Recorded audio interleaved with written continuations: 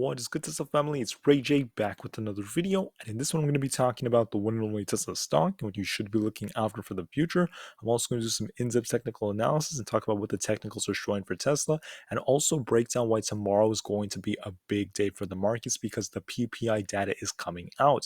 So I'm going to break down what PPI is, how this may affect the price action in the overall market, and how this may affect the economy going forward. I also have an update involving the Tesla semis. That's very important as they are coming out very soon. I want to break down how this may affect Tesla for the future. Now, before I break anything down, before I get into any more details, I do have to mention a couple of things before starting.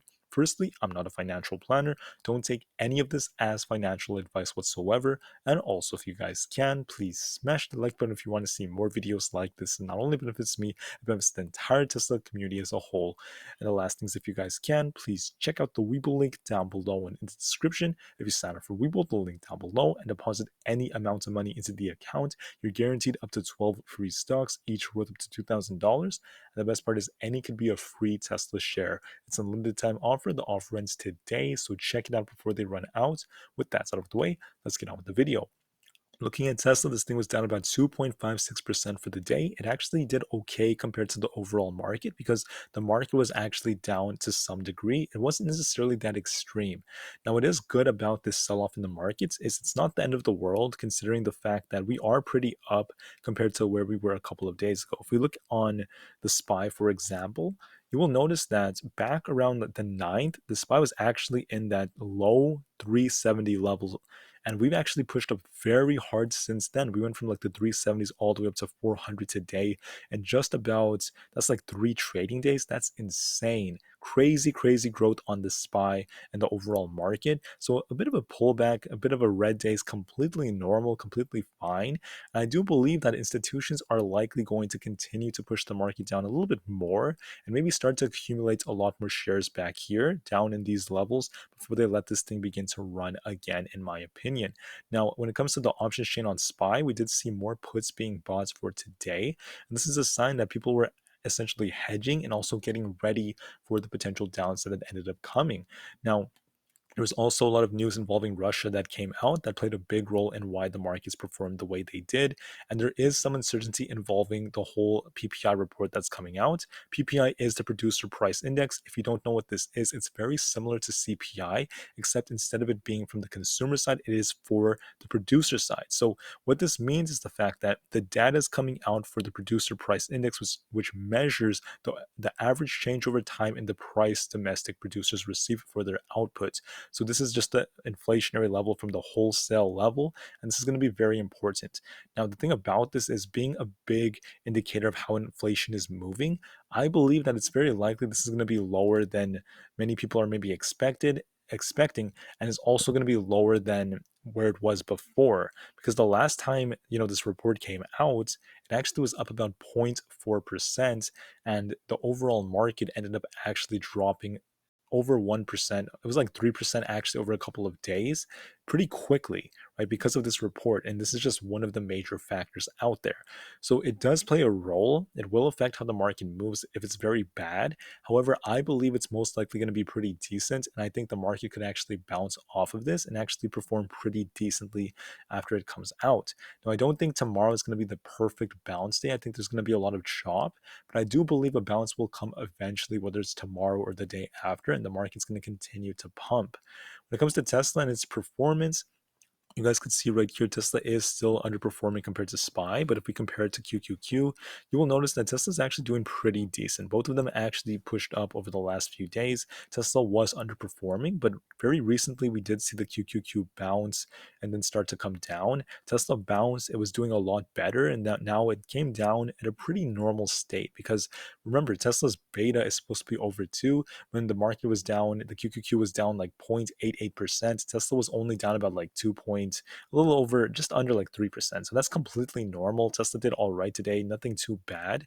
When it comes to Elon Musk selling, there's no confirmation of him being done just yet. I really hope he does not sell more Tesla shares, because if he does continue to sell, that could also bring the share price down a little bit more from here.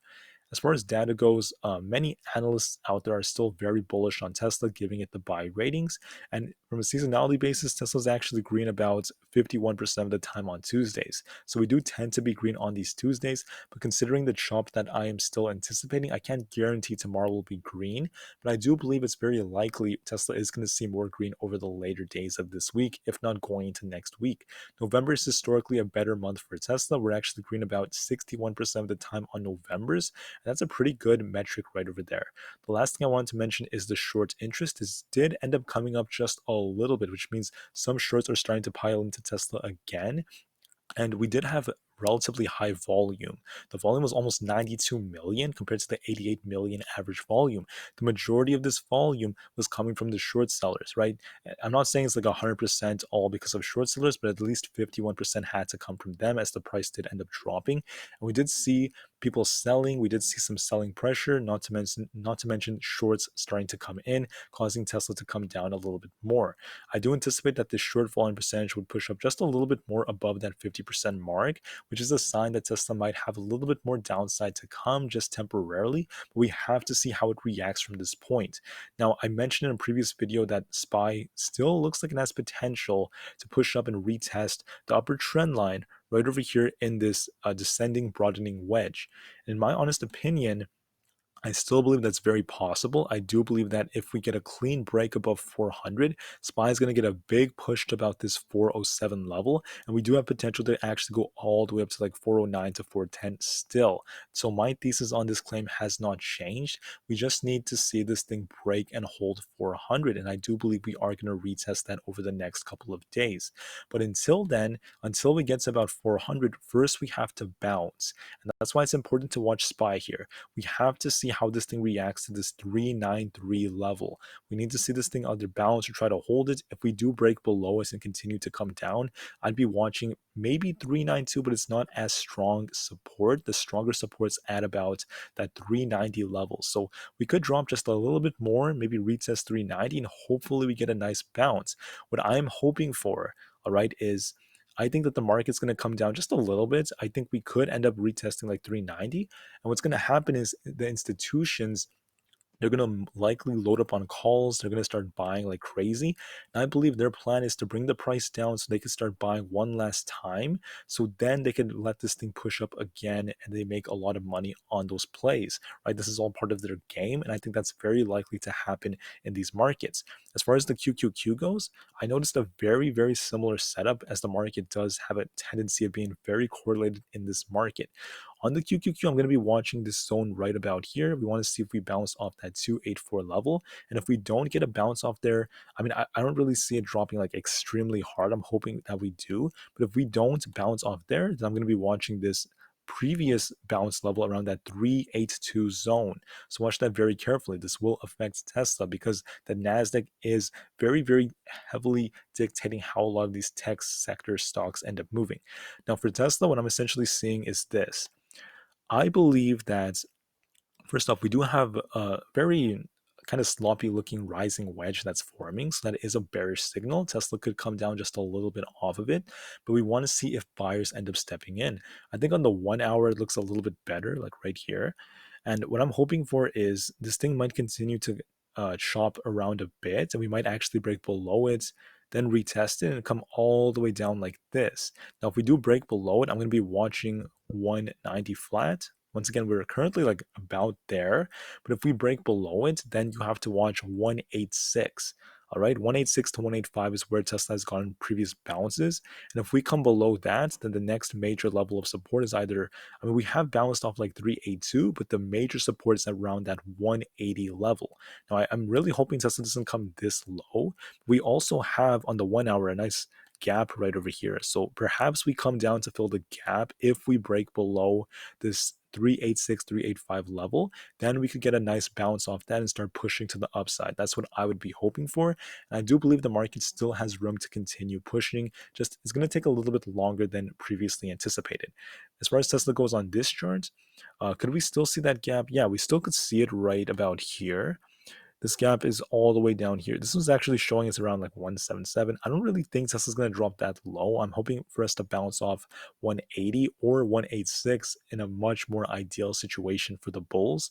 But either way, guys, I think there's going to be a little bit more downside into maybe open, and we might get a nice bounce after that. I'm hoping for a bounce off 186 or 180. And if we get a nice bounce, Tesla has a lot of resistance that's going to come from like 190, probably not going to be that bad.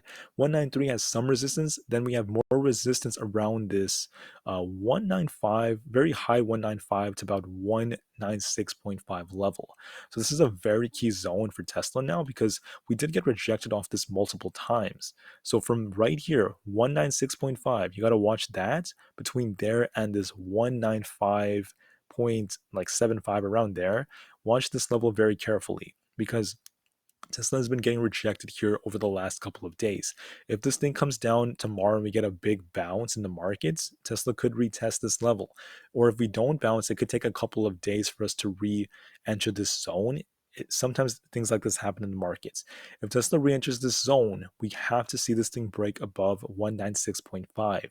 If we get a clean break above it, we can see this thing easily retest that 200 zone. And Tesla is a stock that tends to run in these zones like this. So please be very careful with it.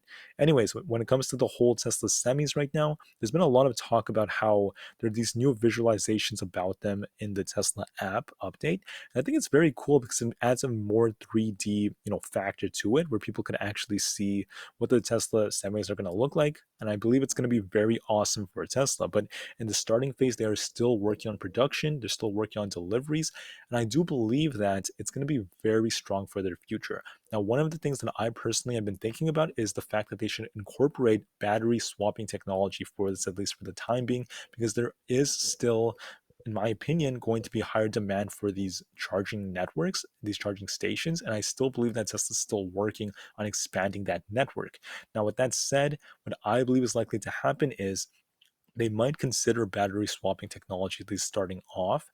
But over time, I mean, they may find some system around it until the big day comes. So very soon, I do expect the Tesla semis to be coming. It's going to be very bullish news for Tesla long term, and I can't wait for what the future holds. Now, for the share price, please note that we are not moving solely based off fundamentals. They do play somewhat of a role, but not a massive one. And in my opinion, because of this, Tesla is not going to be extremely bullish and go to all-time highs for a while. It may take many months for us to get there, guys. So please be ready for that. And I wanted to note that it's not the end of the world if we do see Tesla come down just a little bit tomorrow, maybe retest 186. It's not the end of the world whatsoever because the long-term future is still very bright thanks to the full self-driving beta, the technology, the fully automated systems that they are working on, their production, their factories, not to mention the humanoid robots. There's so many very bullish things coming out. I think their overall production is going to be very strong too. So please watch all these things carefully and note that the long-term future is bright. Now, for the super short term, I'm anticipating Tesla to come down, maybe retest 186. I'm hoping we bounce off this. If not, if we don't bounce off this, we have some support around 185. It's not super strong either, but if we break below this zone between 185 and 186, 180 is where this thing is likely going to go to, and we could get a bounce around there. So that's what I'm hoping for. It might come down just a little bit, and it may scare a lot of people just to get them to start buying puts. This is what tends to happen in the markets. And once everyone turns super bearish, a big bounce could come and it could be a huge fake out. So please be prepared for that just in case. The bounce doesn't have to happen tomorrow. It could happen tomorrow. I'm hoping it does. But if it doesn't happen tomorrow, there's still a good chance it could happen later during this week. Because like I mentioned before, guys, I still believe SPY has potential to push for that upper trend line. And I believe this will make itself known in the QQQs for Apple stock and many other big tech stocks that really move these sectors. And I believe this will help Tesla if we do get a nice breakup of 400 on SPY and the market starts pushing. So please remain calm, cool, and collected. Be ready for tomorrow. And I'll most definitely see you guys in the next video. The market to the moon because the long-term future is still incredibly bright. Tesla to the moon too. And peace out.